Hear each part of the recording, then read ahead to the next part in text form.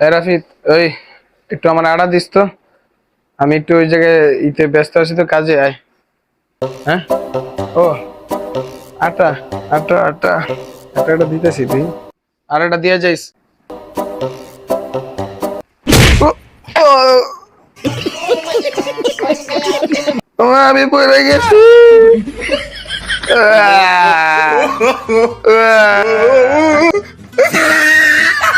হ্যাঁ, তুই পড়ে গিয়েছিস। আয় হায় রে, ঘন্টার জামা কিনে ওটাকে দেখতে হয় না।